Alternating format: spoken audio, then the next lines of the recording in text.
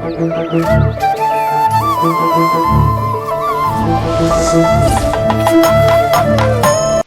New Tamil cinema நேயர்களே. இன்னைக்கு நம்ம கேட்க போற படத்தோட ரிவ்யூ என்ன அப்படின்னு பாத்தீங்கன்னா, கத்தி சண்டை.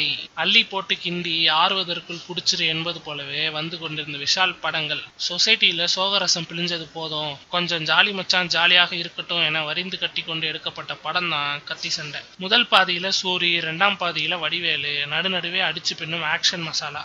தியேட்டரின் மூக்கே சிவக்கிற அளவுக்கு இடையில் வரும் தெலுங்கு வாடை மட்டும் அண்டை மாநில கலெக்ஷனை குறிவச்சு எடுக்கப்பட்டது என்பதால் ரசிகர்கள் ஒன்று கூடி மன்னிச்சு 250 crores கடத்தி கொண்டு போகிற கண்டெய்னரை தடுத்து நிறுத்தி கடத்தல்காரனை கைது செய்கிறார் டெப்டி கமிஷனர் ஜெகபதி பாபு. ஆனால் அவர் ஒப்படைப்பது வெறும் 50 கோடி மட்டும். மிச்ச பணத்தை மீட்க வில்லங்கோஷ்டி ஜெகபதி பாபுவை கடத்தப்பட்ட பாபுவை விஷால் ஓடி வந்து மீட்க, அதுக்கப்புறம் அந்த பணத்தை அடித்து கொண்டு கிளம்பும் விஷால் யார்? அதிகாரியா? அதிகாரி வேஷத்துல வர டுபாகூரா? விஷாலிடம் போன பணம் கடைசியில என்னாச்சு? நடுவில் விஷாலை காதலிக்கும் ஜெகபதி பாபுவின் தங்கை தமன்னாவின் காதல் நிறைவேறியதா? இப்படி ஒரு படத்தில் நாலாபுரமும் கதையாக நுழைத்து கிறுகிறு கிளப்பியிருக்கிறார் டைரக்டர் சுராஜ். இவரது பலமே நகைச்சுவை என்பதால் அந்த ஏரியாவில் மட்டும் அடங்க மாட்டாமல் குதிக்கிறது தியேட்டருக்கு வந்த ஜனம். சூரியும் வடிவேலும் ஒரே படத்துல ஆனா தனித்தனியாக இருவரில் யாருக்கு மார்க் அதிகம் போட்டி வச்சா பொறாமையாக இருக்கிறது. சூரி தான் பெஸ்ட். ஏரியா தாதா போல என்ட்ரி கொடுத்து விஷாலிடம் சிக்கி நாராகிறார். முன் ஜென்ம கதை சொல்லி தமன்னாவை மகாபலிபுரத்திற்கு அழைத்து வரும் அவர் சூரி கோஷ்டியை விட்டு பாறைகளில் கவிதை எழுத சொன்னால்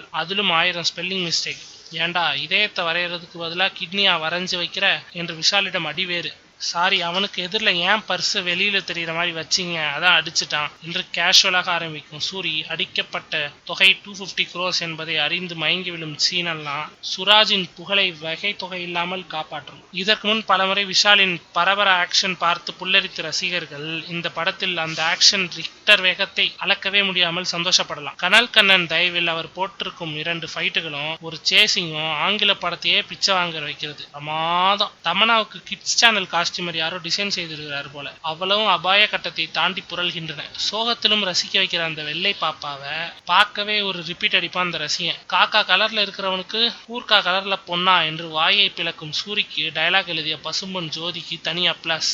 வடிவேலு டாக்டர் புத்ரியாக வருகிறார். அவரது முந்தைய பட ரெக்கார்டை அவரே முறியடிக்க முடியாமல் திணறுகிறார். சற்றே உடல் கனத்தை குறைப்பது எதிர்கால நகைச்சுவை காட்சிகளுக்கு வலு சேர்க்கும். முன்பாதியின் அழுத்தம் பின்பாதியில் இல்லாதது குறைதான்.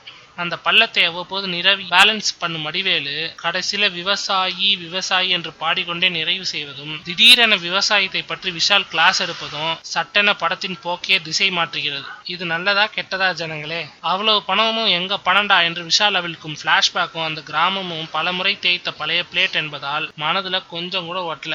பாதியின் இசையில் நான் கொஞ்சம் கருப்பு தான் அந்த பாட்டு மட்டும் இந்த வருடத்தின் சூப்பர் ஹிட்டில் இணையலாம். பின்னணி இசையிலும் பிரமாதம் படுத்துகிறார். ஒளிப்பதிவு கச்சிதம். எடிட்டர் மட்டும் படத்தின் நீளத்தில் கை வைத்திருக்கலாம். கத்தி படத்தில் வரும் பிளாஷ்பேக் எங்க படத்திலும் இருக்கு என்பதை சொல்லாமல் சொல்வதால் தான் கத்தி சண்டை என்று பேர் வச்சாங்களோ என்னமோ. ஷார்ப்பு, ஆனா நமது காதோரத்தை லேசாக பதம் பார்க்கிற அளவுக்கு